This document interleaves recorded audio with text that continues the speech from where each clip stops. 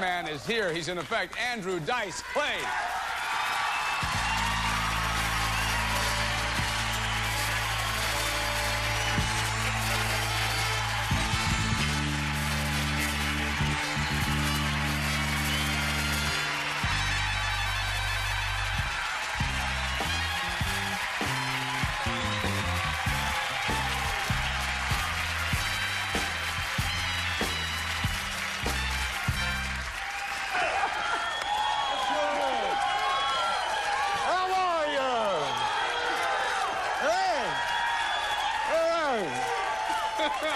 All right, we're gonna sit down.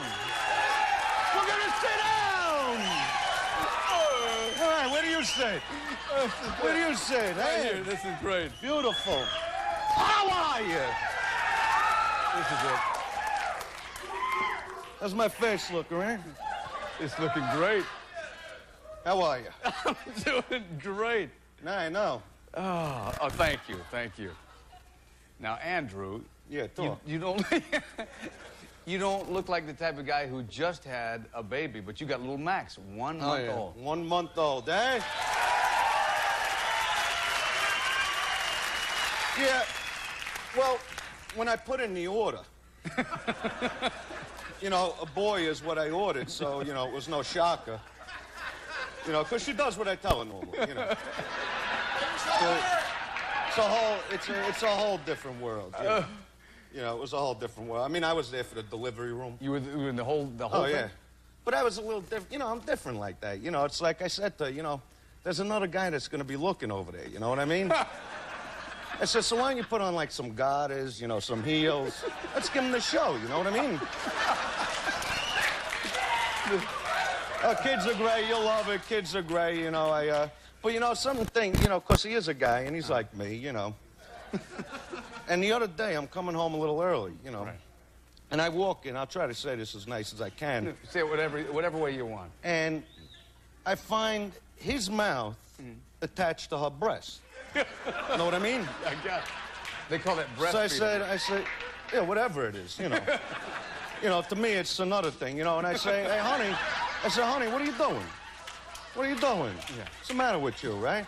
She goes, I'm feeding them. There's milk in these, right? So I said, well, pour me a glass. I'm going to get the cookies.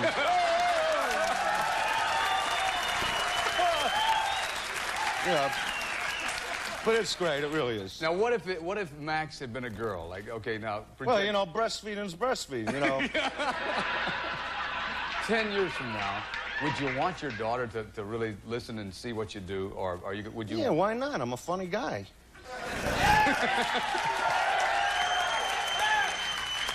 You know what I mean? I know how to bring a kid up. I mean, I've taught him millions of things already, you know?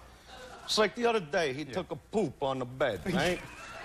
So now I've had dogs since I'm a little kid. So I know what to do. I take his face, I push it in there. You know? He ain't gonna do that no more. Stop it. No, I'm just goofing. I kicked him off the bed, you know. Well, let me ask you about your childhood, though. I mean, where did you grew up in Brooklyn? Yeah. What was your parents' relationship like? What do you mean? I mean, like with your dad and your mom? No, it's a very close-knit family, you know. Everybody's real close. So your dad, toward your mom, really wasn't like the character, or not the character, but the comedy that you do toward... No, what do you think? You came home and, you know, so get over here, you know. No, it was we're a very tight family, you know. They come to all my shows, they dig it. My mother writes half the jokes, you know. No, she don't write the jokes. Come on. Idiot. You just signed in Vegas. Way to go. Yeah, we just made the biggest deal in the history of Las Vegas. No. Yeah. Now, what do you expect? I'm the biggest comic to ever live. No, it's at Bally's Hotel, and the next time I'm going to be there is this New Year's. Right. So, and there's a lot of excitement. I love Las Vegas, you know. It's got that excitement. You know? Elvis had the big deal. Sinatra had the big deal. This is right up with those deals. Well, it's the biggest deal ever, though. You know, I don't know. Like your leather jacket will have its own room and the whole thing. It should. It costs enough. What I got to do to entertain you people? They came to see you, though. I'm telling you, man. I mean, when I walked out here... Let me get some let me get something out of the way. What is the deal? What is the deal about Sam Kinison? I mean, there was a little run-in. Let's hear. No, it wasn't with me. What happened was he called me and begged me to open for me, and I work alone. That's the way, you know. I mean, Noodles Levenstein opens for me now. You know, Noodles. Right. So one night at the Comedy Store, I wasn't there, and Hot Tub Johnny West was there. You know, the guy that works for me. You met Johnny. Wait a minute, John, you're not talking about that like... Yeah, the guy with the black hair, Hot Tub like Johnny. 130 pounds or whatever? 138 pounds, right? Now, Sam weighs 355 pounds. Right. You know, he's a big fat pig. And,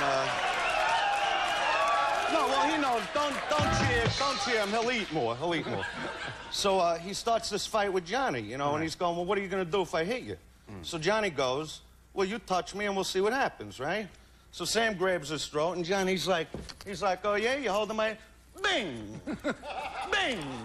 Bing, right? So Blubbo hits the floor, right? So now he jumps on Reverend Rump's back, and he rips that dirty rag that he wears on his head off his head, right? He rips it right off his head, and he's totally bald from the ears up. Yeah, did I mention that? Totally bald from the ears up. Don't hold back, guys. And now Sam's friends are trying to jump on Johnny, but Johnny's dragging him to the bathroom. Know what I mean? Understand? Got it. Gets him in the bathroom, right? And there's a mirror there. And he's going, tell me what you see, Sam. Tell me what you see. And Sam's going, I'm Bozo! I'm Bozo the Clown!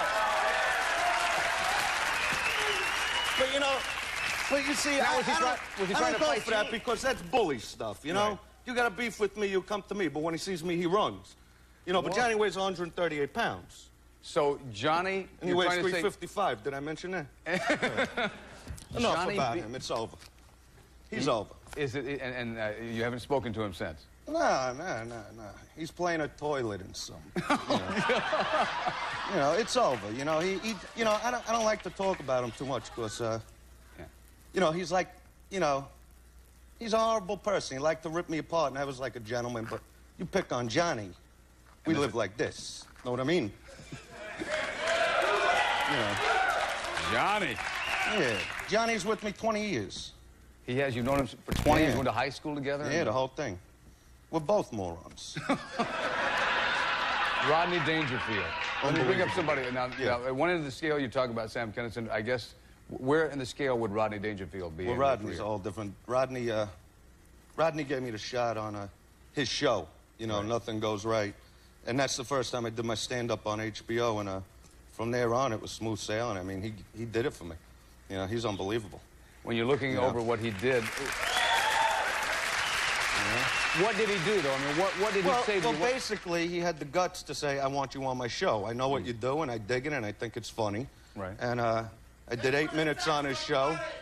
That's when it's racism, buddy. What? We're tired of hearing from people like you. Why do you have So what are you doing here, snap ahead? What are you doing here?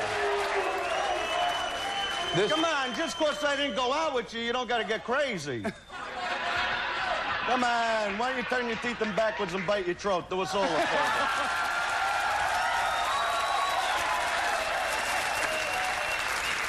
Oh, man. Come on, you did good. I'll give you the $10 later. Do you get a lot of that? He's the one causing the problem. Yeah, I know. And look at you. At least I get paid to be an imbecile, you know what I'm saying?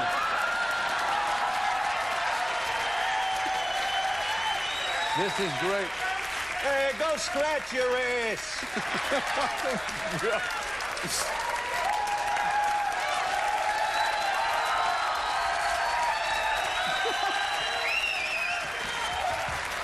You know, I'll tell you something. Let's talk about that. I'll tell you something. I love being a comedian. Do you realize how easy you make it? I just have to sit here and watch what goes on. Oh, it's fun.